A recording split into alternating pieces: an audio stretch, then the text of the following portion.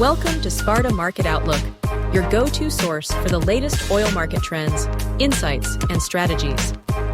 In this podcast, Sparta's team of analysts and experts break down complex market information into actionable, forward-looking insights, helping you make informed decisions in a volatile market. For traders who want to anticipate future pricing trends and seize opportunities before their competition, Sparta provides real-time, actionable market intelligence.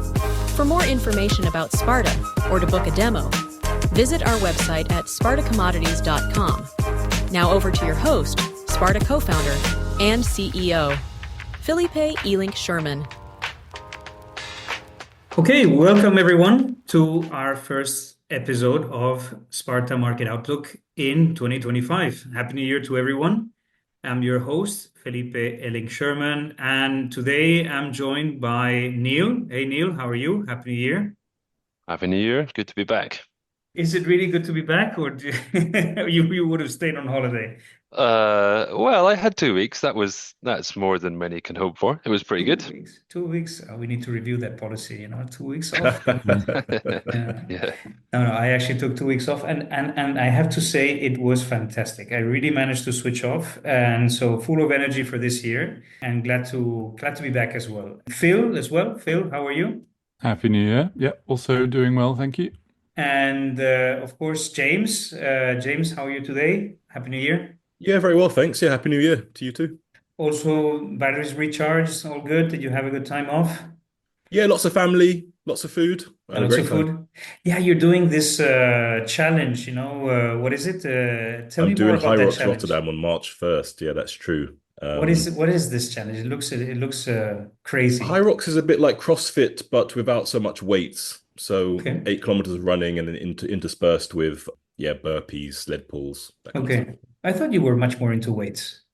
Or you're I trying guess to after change Christmas, now? I'm trying to lose a little bit of weight as well, so more running. Yeah, Fair it sounds enough. like pure torture after all that I've eaten over Christmas. So Yeah, I'm happy to watch it, James. Exactly. Put a live feed on it, and we'll do it A by podcast. Yeah. exactly. We'll be cheering for you and feel like we're doing the exercise with you. Anyway, that is Thanks. not to do even as much as we love you, James. You are not the topic of our podcast. So let's move on to the docket. So today, I think one of the key things that we wanted to start the year with is there's been a lot of chat around Natgas, and for good reason, in the news, and and obviously that has an impact on the oil market. So we're going to spend some time covering that and understanding what happened and what it means for the oil market. And then obviously we'll go into a much more of a short-term impressions of the different products, crude, gasoline, diesel, naphtha. So let's start with the natural gas. I don't know, Neil, I guess you can sort of describe what's going on and why this is important and what it means for the beginning of the year. Actually, Phil will be our Natgas specialist Is today, so I Phil? pass that Okay, one on to okay. Phil. I have to confess that I do love myself a little bit of European nat gas and power market analysis. So this is on me, I'm afraid. I'll give a little bit of context for the kind of the oil brains that might be listening. So essentially, where we are for European nat gas at the moment is we're entering 2025 with stocks just under kind of long-term average levels, but the lowest that they've been since 2021, and actually slightly lower than where we entered 2021. And that's key because low 2021 was what set up a very strong 2022. We also have, obviously, in the news for the last week or so, or over the turn of the year, the Russian transit through Ukraine. Those have stopped now. That accounted for about 5% of European nat gas imports last year. So it's a significant amount that is being lost now. And we have had a couple of instances recently where, especially for Germany, we've had instances where essentially you have a bit of a cold snap. The wind stops for a week or two. They call it a Dunkelflaute. And you get a massive draw on nat gas stocks because, partly because they've also got rid of all of their nuclear capacity. But essentially what we're entering 2025 with is a slightly precarious situation, which has pushed nat gas prices up. It's pushed power prices up. And it's a story for Q1, but it's also a story for the rest of the year, I think. Yes, I mean, obviously, there's it seems to be like a double whammy of the both the we've had 2 or 3 years with wet, windy, Warm. and warm, and now suddenly it's exactly the opposite. And at the same time, we have lower and lower Russian supply. So the classic that my question is, wasn't this? I mean, obviously not the weather patterns, maybe not so much, but wasn't all of this expected, or did this catch really the market by surprise, or not so much? It's been coming slightly. I think people have been kind of having it on their radar for something to watch out for over the winter. But then you get a couple of those Dunkelflaute, as they were, and it kind of brings it into sharp sharp perspective that this is really something that can happen, and it can happen quite quickly. We have had periods where the draws have been quite significant. And I was just looking back at the last kind of 10 years or so, and through Q1. It really does make it. Like, obviously, the weather really makes a difference, right? The last couple of years, we've been relatively warm, as you said. We've drawn about 25 percentage points of inventories over Q1 on a kind of more like the typical colder years that we had previously. It was more like 40 percentage points, and that brings you. We're entering 2025 around just under 70%. So that can then really set your buying requirements through the summer. It's a little bit kind of like an opposite gasoline situation, right? In gasoline, we're building stocks through the winter, and where we kind of end Q1 is a good or can set up either a very strong summer, or it can kind of put a bit of a damper on the summer market if you enter the kind of peak demand with higher inventories. For gas, it's the same. Nobody's really saying that we're going to have massive price spikes already in this quarter, but we are looking as though we are at risk of going into the summer months with inventories well below where they should be, and therefore higher prices. And why is that relevant for oil markets? Obviously, it's relevant for potentially for kind of industrial demand, especially in Europe with higher power and gas prices, but specifically on refining, which is where I think it's quite interesting. I've run a few kind of simulations through the Haverly refinery LP model, and it looked as though the kind of per dollar MMBTU impact was roughly 30 cents per barrel on a cracking refinery's margin.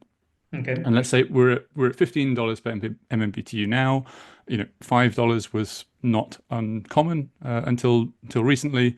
So we are already adding a decent kind of baseline to your costs. That's $3 then. Is that what you say?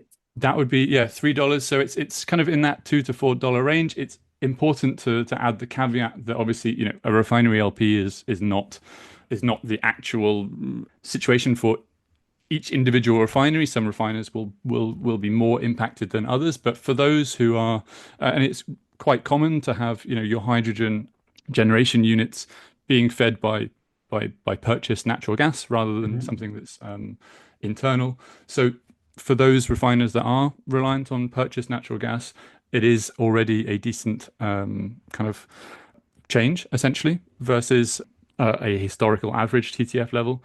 And obviously, if we go back to kind of 2022 when prices really did skyrocket and we were talking about $50 per MMBTU, that was when we had the big obviously the impact on refinery margins, and specifically the fact that we had to see much higher diesel cracks to compensate. But you had at the time you had also this was driven by a lack of supply of both gas and diesel from Russia. So it's sort of worked out, and it didn't really have an impact. I mean, obviously the flat prices were higher, cracks were higher, but all of that sort of fit the picture. In this situation here, we have a shortage of gas, or there's a potential risk of let's face it, on a geopolitical perspective now with Trump coming over, he's always going to supply gas because he wants to make a deal, but at the end of the day, it's going to be, Europe doesn't have the Russian supply because that's self-inflicted wound, and on the US side, then it's going to be a negotiation in terms of how much at what price, etc. And it's a question of LNG. Diesel is different. Sorry, yeah. No, what I mean with diesel is different. So what I'm trying to say here is that if you end up with higher prices of gas, which have an impact, like you're saying, 30 cents per barrel on a cracking refinery, how is that going to impact the refiners? Are they going to be able to pass along that cost to the consumer? Is Yeah, there yeah. demand for diesel for that, or are we going to have? Because right now, from what I understand, and guys, correct me if I'm wrong, but the runs are actually pretty decent. Mhm. The margins are pretty decent, but will that have an impact on the margin? Will it compress margins, or will that be passed along to consumers? Maybe Jump two in. things to interject as well. Sorry, Phil. The first thing is just to note the 30 cents per barrel number, right? Can we just be clear on what it is? Is that like full exposure to nat gas, the spot nat gas, and it's for a hydrocracker? Is that right? Yeah, so that's for a kind of typical, I suppose, relatively typical big Northwest European refinery with a big hydrocracker that is that is 100% reliant on just buying that gas at market price. So the reality is maybe it's 15 cents for the whole of Europe type thing, or maybe even less. Yeah, Is that it's the kind of full exposure scenario exactly. Yeah, but still, a move from 5 to 15 MMBTU, that's 15 to 20, that's $1.5 to $2 a barrel. It's significant. It's something to bear in mind. Yeah. And I think you're right, Felipe. I think you kind of slightly jump to the conclusion here that it is essentially it's a negative to the competitiveness of European refineries or European refining system as a whole. And James can maybe talk about or will talk about how the distillate market is shaping up. But you're right, it's not. It doesn't seem to be in the position that it was a couple of years ago, where everything was having to be rejigged very quickly. So it's more of a story about weaker competitiveness for European refining than Which it is is maybe. which is the last thing European refineries needed. This because they were already. I yeah, mean, we talked about it at the end of last year when we were. You remember when the crude runs or the margins were not so good? We're talking about when was August this? time, yeah. August. Yeah. August, August, September. September, Yeah. even just before turnaround season. It was more like September, end of September, and we were forecasting. We were talking about how this, is this a sustained kind of problem, or are we going to have pressure on those refining margins? And then the U.S. came up and surprised us tremendously with massive runs and despite lower margins, very, very strong runs. Do you remember that? And there was this whole debate about the competitiveness, where it's a price war, if you want, or a sort of like a market share war between the US refineries and European ones that were wounded. And so if you think about this as a game of chess, if you want, and if they are already wounded and they get even more, they're suffering even more, then you are positioning yourself to an acceleration of that. Sort of one of the big topics is the inevitable end or doom of a lot of these European refiners. Yeah. Yeah, and if The, you the, look, I'd say if you look, sorry to interrupt again, Phil. I'd say if you look at chart of the last 2 months of TTF versus just gas oil cracks, for example, it's not going to be a one-to-one relationship when gas is rising and cracks are going up. I mean by that, basically Europeans have maybe at the margin eaten a bit more cost on nat gas, but it's not been passed on to gas oil cracks, let's say. All else equal. Of course, it's not a very good, let's say, argument, but it doesn't look like gas oil cracks have really responded to nat gas yet, let's say. And there's been colder weather. yeah, yeah, and it's something to. I think it's just something to keep an eye on, right? I think it's certainly something which already we see for the summer and for next winter. Prices are much higher than they would typically have been, and I think it's just that maybe there's a little bit of a risk that when we start to kind of maybe get a little bit complacent here and there, and then we end up going into 2025 not or the kind of winter 25-26 in a place where we can still have those surprises. Just Yeah. the final one, Philip, you mentioned kind of Trump and LNG replacing dry gas. There is still an issue of LNG gasification capacity. It's been expanded a lot in regasification capacity, sorry, in Europe. It's been expanded a lot since 2021, but it's not quite there yet. It's not enough to just kind of say, right, we don't need any of this pipe gas. We can completely replace that with LNG regasification capacity. There's more coming online, and I think we should be getting there. But I think in terms of that trade picture, Europe is kind of already buying about as many freedom molecules as it can physically. Is that the term? Is that the official term? Freedom I molecules? don't think it's the official term, but it's certainly Okay. something that I've heard a few times. It's like freedom fries, and now it's freedom molecules. Okay. In the Yeah. first Trump presidency, that got passed around a lot. And there was talk about doing it on the crude side as well, right? He mentioned natural gas, but he wants Europe to take more US crude. Hmm. And I don't know if that's really true. It's been tweeted or whatever, but it's another interesting one. Maybe we talk about it next week. Well, it's again, it's. I think that we all need to, if we really want to understand Trump, we all need to read this book, The Art of the Deal, that he wrote. And then you maybe understand when he's bluffing, when he's not. I guess that it's maybe compulsory read for this year, just to understand geopolitics. Yeah, as he's trying Mostly, to do now with Greenland and Mexico yeah, and Canada. Panama. mostly bluff, let's say then. Yeah.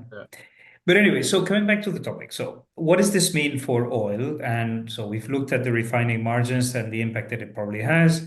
But is there any potential replacements, of diesel, fuel oil, etc.? Maybe this is a good segue into talking about distillates. What do you think this could, James, what would the impact for distillates, and what is your short-term view of the market? And, what do you have to say about distillates? Yes. Yeah, where are we with distillates now?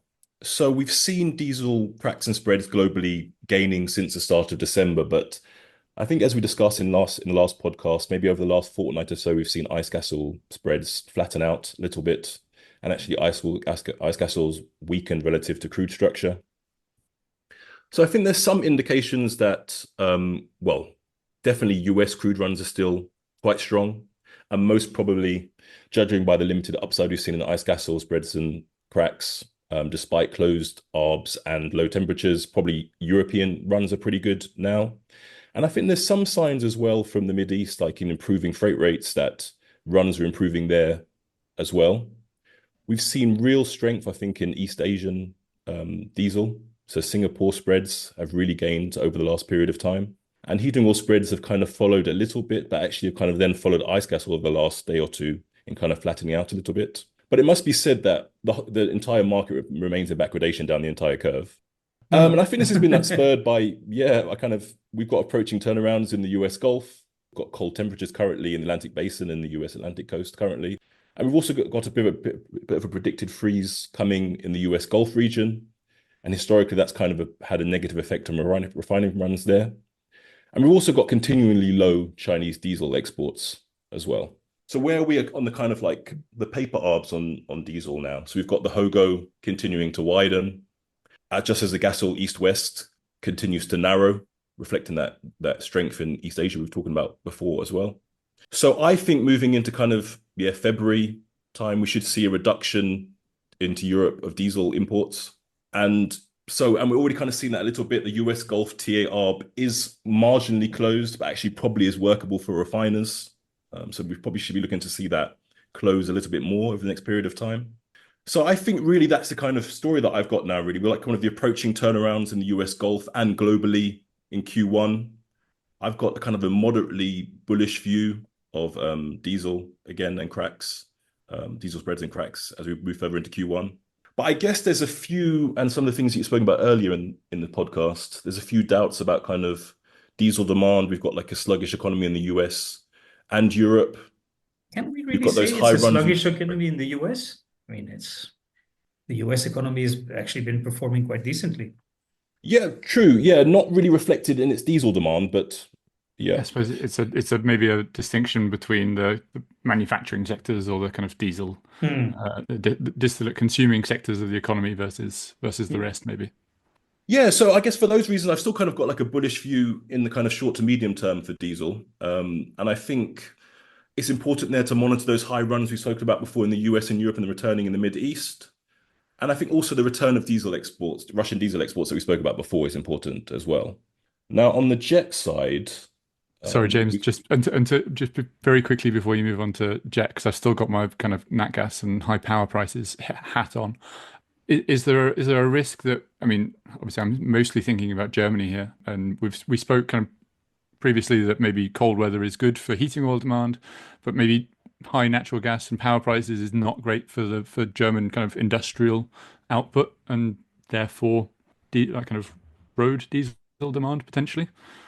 Yeah, I must admit, I find it hard to formulate a view on that because I guess there's two sides to it. It's kind of the high energy cost that is affecting Europe in general and slowing industrial demand, but also high gas cost having a positive effect on margins, I guess, as well, right? Kind of that the diesel cracks have to price up in order to cover that cost. I'm not sure how much they balance off against each other, to be honest. They don't need to do that if the Middle East is sending lots and lots of diesel over to Europe and Dangote starting up and all that kind of stuff. Yes, I mean Dangote and Dos Bocas is something we've spoken about before in the past. We're still yet to see large amounts of diesel from those sources. When it comes to Mid East diesel, yes, runs are improving, although they're heading into a turnaround time now as well, in Q1. And as well, that kind of the continuing narrowing of the east-west as well is pointing a lot of this diesel east as well. But yes, that's kind of, for those reasons, kind of, I think it's kind of any kind of recovery we see in diesel cracks and spreads now, I think will be quite limited and range bound, I guess. And coming back to jet, we're seeing Singapore regrades continue to decline as well. And this is having the effect of making Middle East jet exports effectively cheaper and also pointing them west as well. So it'd be an interesting point to consider as well if this kind of increased arrivals of jet will maybe further temper any gains in kind of ice gas or cracks and spreads as we move further into Q1. Fair enough. Moving on to NAFTA now. Phil, I guess we've seen quite a lot of strong movements on NAFTA over the holidays. Can you tell us what's the story? What's behind these movements? Yes, I'll wrap kind of light ends all up into one probably, and it can be summarized in that I think we've just got kind of seasonally long balances for light ends broadly. NAFTA in particular, we saw a bit of a run up just up until the end of the year. And then the start of 2025 has seen a strong correction on that. And that has largely been a result of the closure of the arbs from Europe into the East. So time spreads have come off on the back of that. Physical premia seem to be holding, but it's the European side is now kind of unsustainable, and essentially the Asian physical premium not matching the uptick that we saw at the end of the year from Europe is what has closed the ARB, as well as increased freight rates into Asia. So with where the paper spreads are and the slight rebound in freight rates, that's closed any ARB opportunities to the east, and it's also been not helped by the fact that Russian naphtha exports were very strong in December. So that's also kind of reduced the need to move naphtha west to east. I spoke to our colleague Jorge just before the podcast, and he thinks that we still should see some higher demand coming back in both Europe and Asia compared to Q4 over the next few weeks and months. But overall balances look like they continue to be long, and we see that in gasoline as well. So the contango through Q1 has deepened quite relatively substantially over the last week or so. So we're now very firmly in contango on both sides of the Atlantic, and so I suppose kind of our eyes are now starting to focus on the stock builds that we will see over the next few weeks and how big those turn out to be before we start to make more definitive views on Q2 and summer strength potentials. On gasoline, I do need to maybe hold my hands up. I for a few weeks was talking about east-west remaining relatively strong through the winter. We are now but that it just keeps widening. We're now at kind of -$2 a barrel. They're some of the widest levels that we've seen seasonally in the last few years. So those arbs from Europe to the east are now closed from kind of mid to late January loading onwards. Those arbs are now closed. So we'll see what that does to the EBOB complex or to European gasoline in general. We have this strong contango now. We still have outlets in the Atlantic basin, but we're going to have to go through the rest of the winter without being able to offload some of that excess to the east, it seems. Yeah, I mean, I have to say I was a bit surprised myself when I saw that the East-West kept actually widening to historically low levels. So it was already the case historically low. Now it's just keeps going. And despite the fact that first day, I think it was yesterday or gasoline spreads in Europe, boom, collapsed in one day from -5, where they were more or less sitting for like a month. And in Yeah. the first day of trading, when everyone got back to the office, boom, -7. -7, yeah. And it doesn't seem like to be rebounding. And despite that, you still have an east-west that, so despite the sort of European weakness and signaling of weakness, with -7, minus, what is the contango right now? -35.5 for March, April, decent contangos, decent weakness, if you want, in the market. That could be intensified now that you have less export opportunities into the East, as you said yourself. The East is we were expecting, or we were talking about, lower export quotas from China that would sustain or have a higher, or maintain a certain level of strength, if you want, in the Singaporean market, but it has not materialized. No, I understand that actually the exports are the same as last year. Is that the case? The quotas that have been announced for clean products exports seem to broadly match the same that were announced at the beginning of 2024. The question now is whether or not those Chinese refiners actually fulfill them, right? They will have requested them because maybe that's kind of their run plan.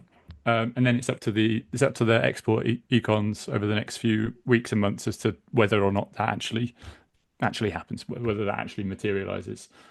So we'll have to kind of wait and see on that. But certainly the export quotas are there, and I think a lot of the market kind of might have looked at that and said, actually, maybe When was this maybe there is announced? a decent.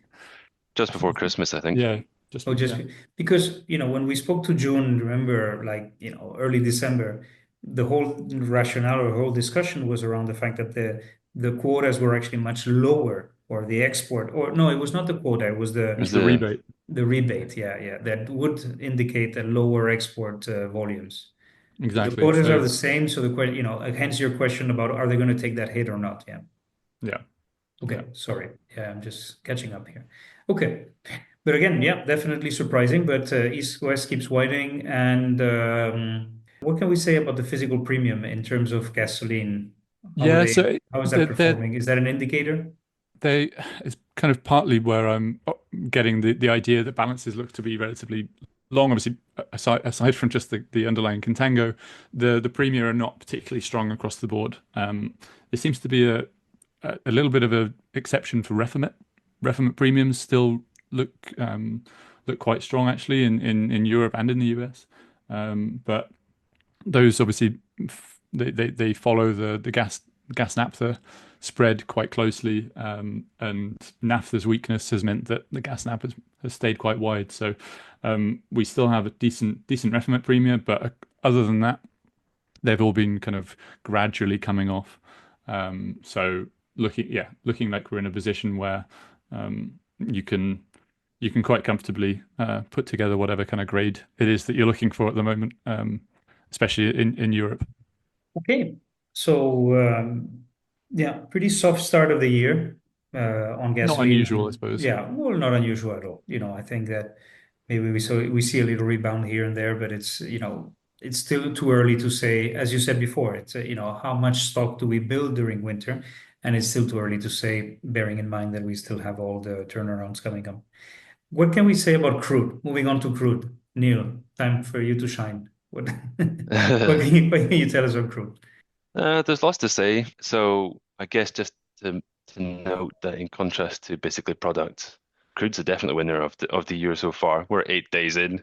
We've been on basically a 2-week flat price rally. So we're got ICE printed now 77. Spreads are well back up. The DFL is quite strong already. Yeah, it looks quite good on sort of paper basis, and the physical market is stronger than it was, let's say. So I've got maybe 3 points just to make on the pod. And the first is largely related to WTI, right? So we kind of left the last pod of the year talking about low US stocks, if you recall. So like commercial US stocks were low and Cushing was becoming a problem again. I think at least this time round we kind of called that correctly ahead of time. Cushing looks very low. TI Brent needs to narrow, and those things basically happened, and Cushing's still a problem. So the thing I'm thinking now is I can foresee a situation where the North Sea begins to feel this in the physical market a bit more. So at the moment, it's really been paper. So paper Brent's really strong. There's geopolitical element to it. There's Natgas. There's sort of incremental bullish signals on sanctions and stuff like that. And that's brought us to 77. But it didn't really translate into the North Sea yet. So I think the North Sea is next to maybe rally. So TI's been, if you look at our tool, TI's price the better part of a month. And I think that actually sort of translates into physical tightness this month. I'm pretty sure that I've read that December arrivals were already starting to fall, and I think the same is likely for January. And a lot of the problems is Cushing, right? So supposedly this week, when we get the EIA data in 1 hour's time, Cushing's been drawn below 20 million barrels, which is basically widely considered to be the commercial minimum. And below that point, you start to get real spikes as being a risk. And now we also have this freeze off, which is basically forecast for this week in sort of key production areas. So I think that all looks extremely bullish. And we're going to do, I've already organized with John to do a special topic on TMX next week, how that's really contributing to the Cushing problem. But for now, I think it's the fact that TI has not been very competitive for quite some time is actually going to translate onto the physical side in terms of 40s and Brent and BFOET really in the next couple of weeks. So that's the first thing I'm thinking. And just to bring that back to our tool again, 40s and Brent look weirdly cheap over the last sort of 5 days, and they were actually looking quite arbable into the east even, which hasn't really been the case for a lot of the last year. So that also goes in the same direction. I think that kind of gets cleared. I think we read that 40s was actually heading east this week or booked to go east. I think that basically it's a nice setup for the North Sea because refiners still have another month or two before they go into turnarounds. Buying will start to reflect turnarounds in maybe a month's time. So we've got this sort of short term, I think North Sea is going to rally. Make sense to you guys? Yeah, no, definitely makes sense. Yeah. The next thing is just sort of TI Brent paper. So just a very quick one related to that. Like I said, Brent has been the beneficiary of the last couple of weeks of headlines. So it's been Natgas, it's been geopolitics. Usually these things get expressed in Brent preferentially, temporarily. And you saw that TI Brent paper kind of started to widen again. The EFS is a very notable one. It was sub $1 per barrel. Now it's $1.50. Check my thing, $1.57. And that, thinking about what we've just talked about, I think that needs to maybe correct a little bit because TI needs to stay priced out. And ICE Brent looks a little bit toppy because we've had basically a 2-week rally and it's hitting the kind of technical indicators that you can look at in terms of long-term averages. I think basically TI Brent needs to stay narrow. So as soon as we get the EIA release today, I'm expecting for the next week or two, TI Brent to maybe sort of retest how narrow it can get over the next couple of weeks. And it'll depend on the weather as well. And the last thing just to note is this story about, do you remember before Christmas, we were talking about how weird it was that the medium and heavy crude market was so weak. And on the other hand, the light sweet market was so strong and we couldn't really figure it out. We thought there were shenanigans in the North Sea going on and there was unplanned Tengiz maintenance in the Black Sea, which was contributing. Well, that's all reversed. So now the medium and heavy crude market looks really strong, looks lovely. And by contrast, the light sweet market outside of WTI looks kind of weak, as I was saying, on 40s, for example. And I think this is more genuine. So in contrast to what it was before Christmas, where you kind of trying to figure out what was happening on light sweets, there's lots of things going on in the heavy sour market. OPEC's not producing as much as we kind of on paper expected. Russian availability is down.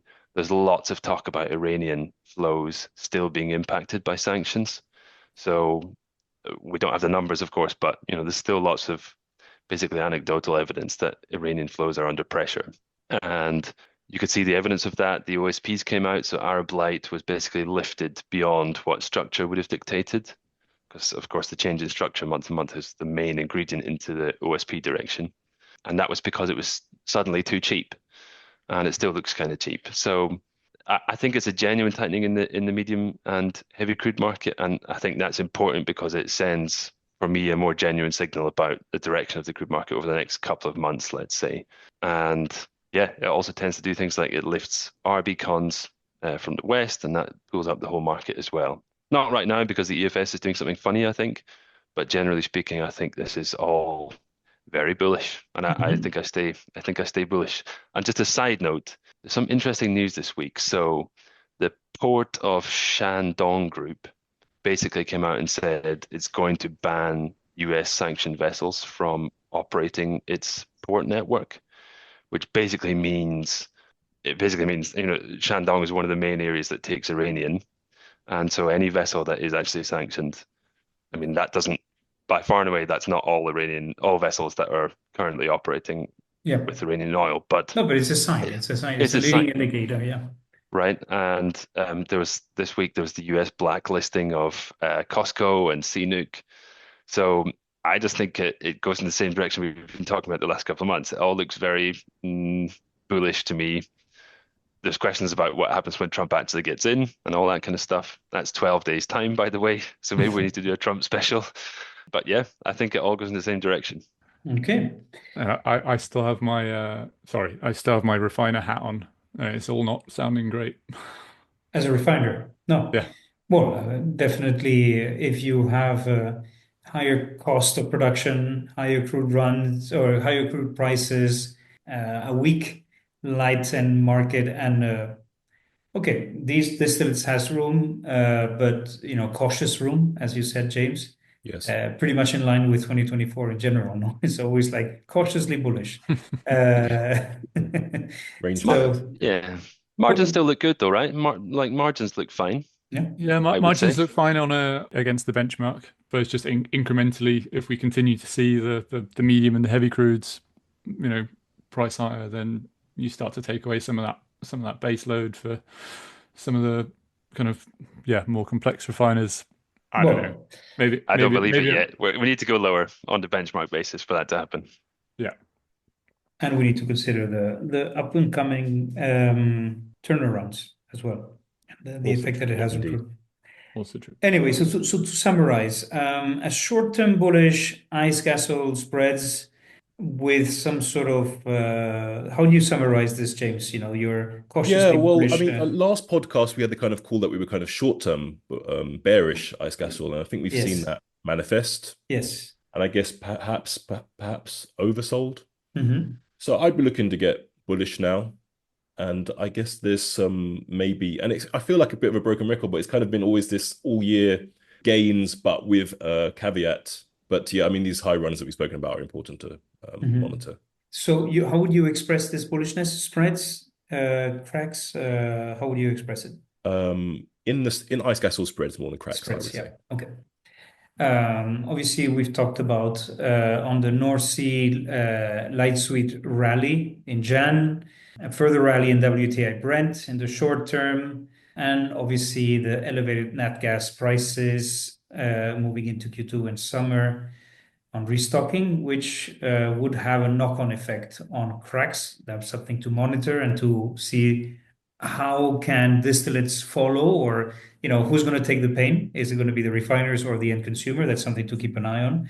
And on gasoline, yeah, we're in this moment of the year where gasoline it's tough to call. It's -5, -7. Both of them are in contango territory where you roll your stocks, you're happy, you're paying the tanks. Doesn't really matter whether you're at 5 or 7, to be very honest. Yeah. Question is whether you fill up the tanks and you now start, the thing that you want to start monitoring is whether you start to need LR2s or things like that to, continue building storage, which at -7, and depends on where LR2s are. I need to double check. It can start to make sense. Clean freight markets aren't very strong at the moment, right? No. So certainly we could float some storage. And especially if you do have a shortage of ARB opportunities into long-term destinations like Middle East or Asia, then you have maybe a back, and NAFTA ARBs are shut down as well. Then obviously the LR2 market can suffer and bring down the rates. Maybe we see a little bit of that happening, and but that's sort of the next step. That's where it becomes interesting, because then it starts giving you an indication about the summer months, and particularly, I don't know where April, May is, but it's something to keep an eye on. Yeah. Okay, guys. Well, thank you so much. Great podcast. Good to be back. Thank you. And I'll see you guys next week. See you next week. Cheers. See you next time. Cheers. Bye-bye. Thank you for listening, and we hope you enjoyed the podcast. For more information about Sparta or to book a demo, visit our website at spartacommodities.com.